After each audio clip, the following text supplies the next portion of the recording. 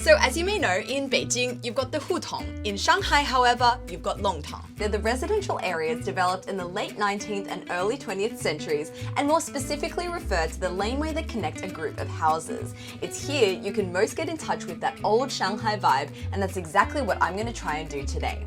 I'm currently in this beautiful Longtang. It's called Cité Bogong, or Bugaoli in Chinese, and it's considered by many to be the most typical representation of a Longtang. So basically the street, the alley that you see behind me here, this is the Longtang. That's what the Longtang refers to. And then the houses on either side of the Longtang, those are called shikumen. They're typically 2 to 3 storied structures and resemble Western terrace houses. 侬好，侬是上海人啊？上海人。侬会吃过吧？没吃过。没吃过啊？饭吃了没有？吃了。谢谢啊。I'm just brushing off my rusty Shanghainese that I learnt when I was studying here in Shanghai back in 2014. Hi. People looking at me from all of the shikumen. Let's move location. So this is the character for the long in Longtang, and it's a bit confusing because this character can also be pronounced nong. So just keep in mind it's long, not nong.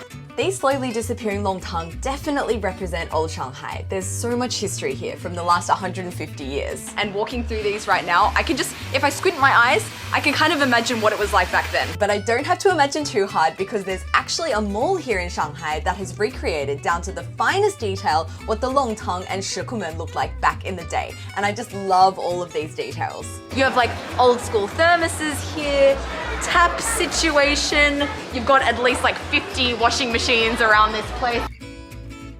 And of course, it wouldn't be a true tourist destination without some creepily lifelike wax figures. I tell you, these things freak me out. Even like the old air conditioning units give me vibes. But what for me is a novelty and photo opportunity, to others who actually grew up in these Longtang, this place means a whole lot more.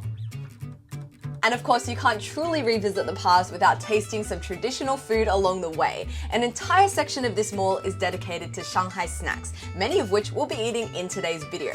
But for us, we'll be hunting them down in their natural environment. Of course, the Shanghai Longtang. It's time for our first meal of the day, and we're starting off with a bang, a Shanghai classic breakfast dish. So Jasmine will be joining me a little bit later today. It's a Saturday morning, so she's enjoying a well-earned sleep in. It's just before 8 a.m. here, and I've come to enjoy breakfast Longtang style. So this place is just a hole in the wall, and its sign is actually handwritten, so it's giving me a certain vibe. Here they sell something called danbing, egg pancake. It reminds me a lot of a danbing in it starts with a pancake, it's topped with egg, it's flipped over, sauce and toppings are added before it's rolled all up together. So the craziest thing is I've actually never had a danbing before. Look at that inside, it's just like a ball of goodness. Let's try it. It's a bit less approachable than a jembing because it kind of is just like a bit of a ball at the bottom of this paper bag, whereas a jembing kind of holds its shape a little bit more. But you know, none of that will matter if it tastes amazing. It's like quite soft. Like a jembing, it's got that same salty and slightly sweet sauce, lots of coriander and green onion for freshness. I'd say the main difference is that pancake skin is a lot thicker. Also, there's no crunch inside. I think when I see this, I'm just so reminded of a jembing that I'm expecting to bite into it and have that similar like kind of crunchy satisfaction, and it's missing that. So I feel like every bite leaves me slightly unsatisfied. But if crunch is what you're after, I've learned on closer inspection of the menu, you can actually add cuibing, crispy pancake as a topping, or even a youtiao to add some structure to your danbing. So you can be sure I'll be experimenting with some different toppings next time so I can get my satisfaction. But as we all know, the day doesn't truly start until we get our coffee. So let's go find that. Lucky for us, we have a lot to choose from. I actually only just learnt this, that Shanghai is home to the most coffee shops in the world. It's estimated there are a whopping 7,800 coffee shops in this city. So just to put this number in context, if you wanted to try a different coffee shop every single day here in Shanghai, you'd have to live here for at least 21 years to try all of them. Every time I come to Shanghai, I avoid Starbucks and big coffee chains like the plague because there are just so many amazing independently owned coffee shops here, and pretty much anyone that you go to will serve brilliant coffee. A lot of them are also popping up in the Longtang and older areas of Shanghai, an interesting example of how the new is melding with the old to create really exciting spaces in the city.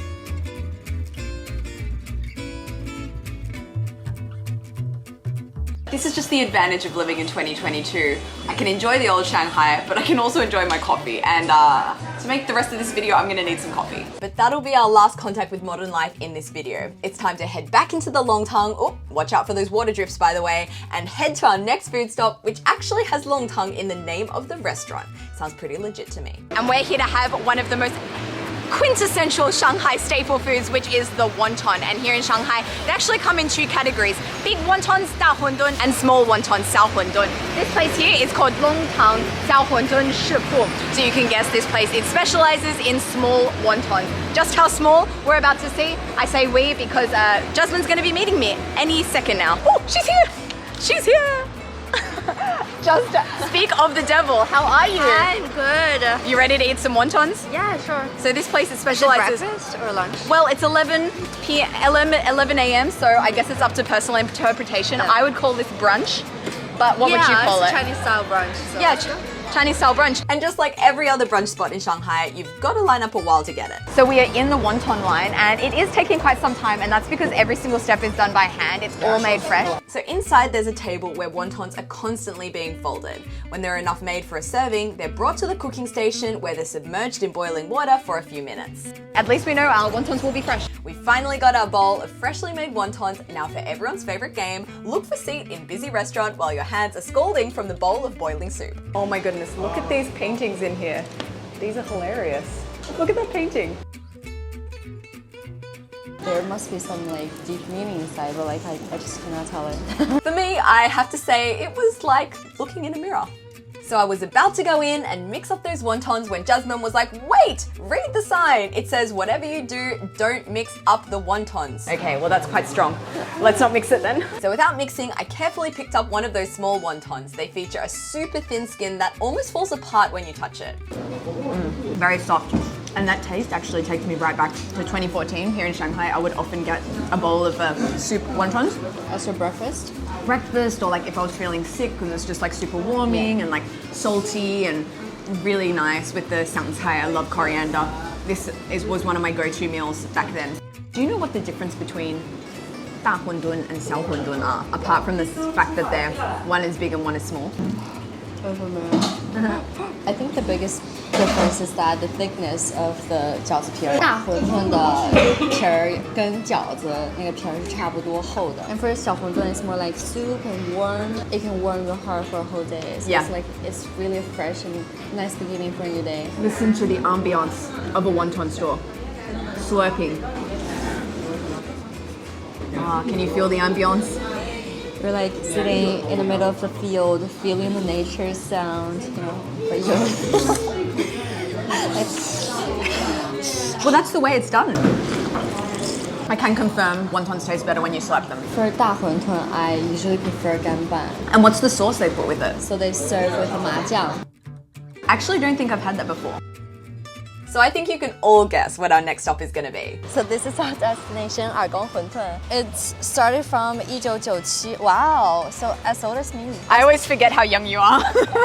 Sorry. These look absolutely incredible, doused in that amazing sesame sauce and a little bit of chili sauce as well. And you can see that the skin of those wontons are a lot thicker than the ones we just had, those 小馄饨, and they are a lot bigger. Unlike the small wonton place, here they actively encourage you to mix these babies up so all that thick sesame goodness can coat every little fold of those wontons. Oh, it smells very sesame.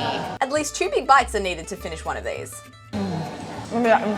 It's stuffed with pork, and the green stuff you see is jicai, shepherd's purse. It gives the wonton a slightly peppery and earthy taste. It's amazing. Like, as you said, and you mentioned, it's a lot thicker and like heavier with that sauce, but that sauce is like so thick and smooth and creamy and delicious. It goes so well with that filling there. This is really good. And the feeling is more flavorful and fruitful, definitely, compared to 小馄饨. Because that's bigger. I was curious to see if I could finish it in one bite, and long story short, I could, but I've also never been more sure. This painting is of me. I also couldn't resist ordering us a 炸猪排, fried pork chop, another classic Shanghai specialty and example of the unique blend of Eastern and Western culture in this city. Look how crispy and moist and delicious that looks. And a strong smell of the 胡椒粉, pepper sauce. Oh, it does. Super, super peppery. And as you'd expect, a lovely crunch on the outside. It reminds me of a schnitzel. Have you had a schnitzel before? What is that? It's like, I guess It's German. It sounds German. Oh, the pork looks really fresh. Yeah, it's so juicy. So you get a really nice contrast between the crunch and also the moist. 10 out of 10. If you're a German living in Shanghai, or just a person who enjoys crispy things, I would suggest you get this. But I couldn't help but wonder, what would a crispy pork chop taste like dipped in that thick sesame sauce? You can always find some creative way of eating. I've never done that before. Yeah, like a bit of sauce. It's good. Great success. We've had our xiaohundun, we've had our dahundun. Which one do you prefer? That's really a hard question. I'm Libra. I'll pass this question. Well, I'm a Taurus, so I'm gonna answer it. I like both. I want to take you to, I think, my favorite spot in Shanghai. Where is it? Somewhere we can get some exercise. Here is our next stop. Do you know what this is? It says Fuxing Park here. Have you been here? Nope. Yeah, it's the best. This is Fuxing Park. It's so much fun. I love this park so much. There's always people like singing and dancing and like doing all these activities. Although it's looking kind of empty right now. I could not believe my eyes. This is the first time I've been to Fuxing Park and it's been completely vibeless. This is very different from what I thought it was going to be. What was it like? So every time I've ever been here, especially on a weekend, today's a weekend, there's always people like dancing and singing, but there's like none of that happening here. And I don't know whether that's because of maybe the COVID situation in Shanghai. There was a huge lockdown. But if you go out on the street of Shanghai or try to go out on Friday evening, it's crazily crowded. So you're telling me that all the elderly people that used to come here to do their dancing, they're now going to the club to dance. Is that what's happening? I think so. Yeah, that's how Chinese people like getting younger and healthier all the time. Culture is evolving. No more parks. Just club. Hardcore dubstep. Alcohol instead of tea. 早洗碗 早上 coffee 晚上 alcohol. Yeah, it's beautiful to see the culture, you know, evolving in such a way. But all jokes aside, I was so afraid that this slice of Shanghai I love so much had disappeared for good. So I decided to go back the next morning to see if it would be the same. I'm here at 10 a.m. on a Sunday, which I would think is like prime going to the park time. It's not interfering with any lunch or breakfast hours. So let's see, I'm a bit nervous. You can hear it. The vibe is back.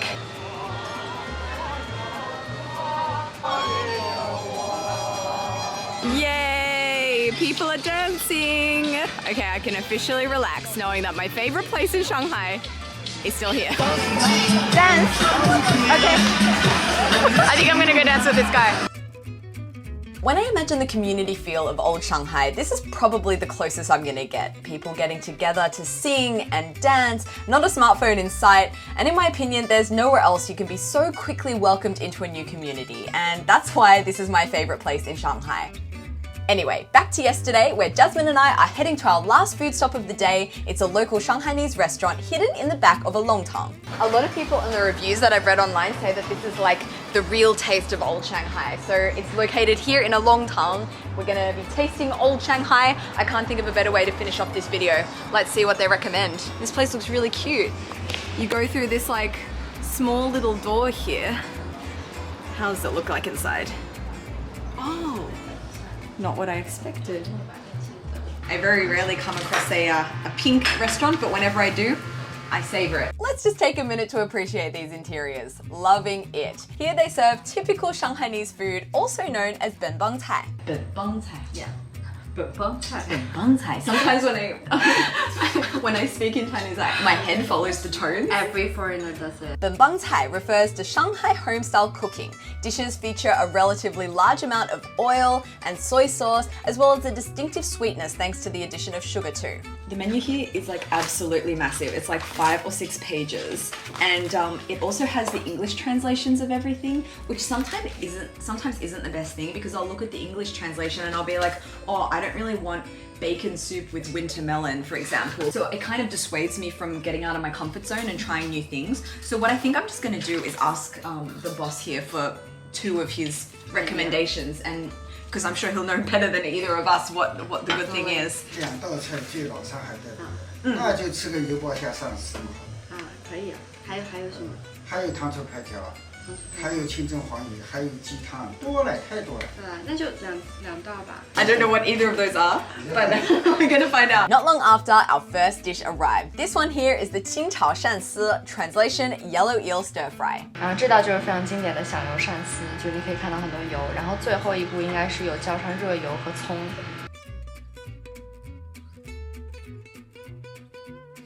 I like the flavor. Very like rich, salty, a slightly sweet flavor. 这个很下饭。You eat a lot of fries with it. Yeah. 可以来一碗米饭吗？ Few moments later. And Jasmine's absolutely right. Because that eel is super full of flavor, pairing it with the rice enables you to eat more and enjoy the flavor without being overwhelmed by it. Next dish to arrive are the youbaoxia, fried prawns. To the naked eye, it may look a bit on the plain side, but let me tell you, the taste is absolutely out of this world. Do I eat the whole thing or do I take off the head? You can have the shell with you, but like you better take the head off. Okay. 我们吃这种虾可以用手，也可以不用手。 Okay, I don't need telling twice. Wow, 好好吃。真的好吃，真的好吃。 Those shrimps are so flavorful and like juicy, and they burst in your mouth, and the flavor from like slight oily taste but also sweetness. I would say both these dishes do have that signature Shanghai sweetness. I think this is one of the best, the best 油包虾 I've ever had. Really, it's delicious. I think I like having it with the shell on it because it gives it even more flavor. 油包虾是上海传出来的吧，对吧？ It's funny because I lived in Shanghai for a year back in 2014, but either of these dishes I've never had or heard of before. Really? Yeah. I think the closest I ever got to like Shanghai food was, you know, xiaolongbao or shenzhenbao or wontons, but this kind of like home style cooking. This is the kind of food that I have to say I haven't really dived too heavily into before. It's really, really good. I'm glad we did it like this because if I would have come here and looked at the menu, I don't think I would have gone for either of these dishes. Like on first sight, that looks kind of plain. It just looks like a plate of deep fried prawns, but the taste is absolutely phenomenal. And this here, you know, I don't know if my first instinct would be to go for a plate of eel. I'd probably go for the sweet and sour, you know, ribs. That's also quite popular here in Shanghai. Have you asked the price for it? No, I'm just, he may have just gotten me the most expensive things on the I'm menu. really curious about the price. 清炒鳝丝是75块钱。 Yeah, 有爆虾. Yeah. Oh yeah. 也是 75. 75. Okay, so it is more on the expensive side because I guess we've had shrimp and we've had eel. So I 75 think they each. can totally serve for like at least 3 person. Yeah. This is quite a big serving.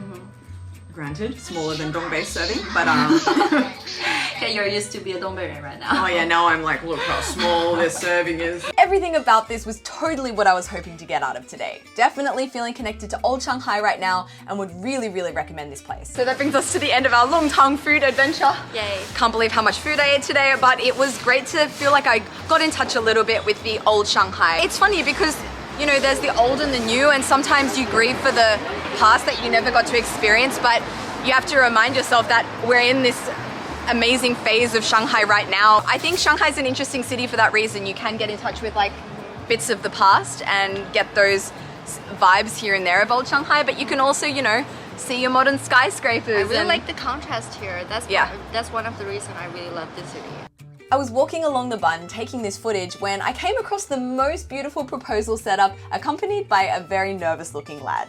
So I asked if she's arriving anytime soon and he said within the next 20 minutes. So I think I'm just gonna hang around here and see what happens because, oh, I love me some love. And what a beautiful evening for a proposal. I wish this guy luck. But not a minute later, a security guard started approaching. No, security guard, go away, you're ruining a moment. They've been here for about 5 minutes and I'm starting to get worried because she should be arriving soon. It was eventually decided the proposal was allowed to take place, but only at a designated proposal spot about 500 meters down the bund. So it was all hands on deck, including mine, to rush these decorations to a new spot. Understandably, he was becoming more and more nervous, but before long we were all set up again, ready to go, and I had offered my services as the official proposal videographer. 马上要到了，是什么感觉？有点紧张。加油! So we've spotted her, she's in the distance. She's currently walking this way, not knowing that her life is about to change. I think she may have known this was coming. She is actually wearing a veil. And not just any veil, it lit up and everything. At this stage, I was pretty confident that there would be a happy ending to this love story. 我做好了准备，带给你这一生的承诺和一辈子的守护和爱。哪怕白发苍苍，我也会依然的爱你，保护你。今天在大家的见证下，我想问你一句：你愿意嫁给我吗？我愿意。哦。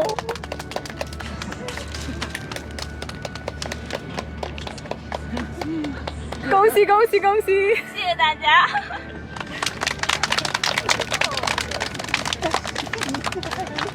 Well, I can't think of a better ending to this day in Shanghai. My heart is so full right now. I hope it's the same for you guys. Until next time, goodbye from Shanghai. Oh, I love love.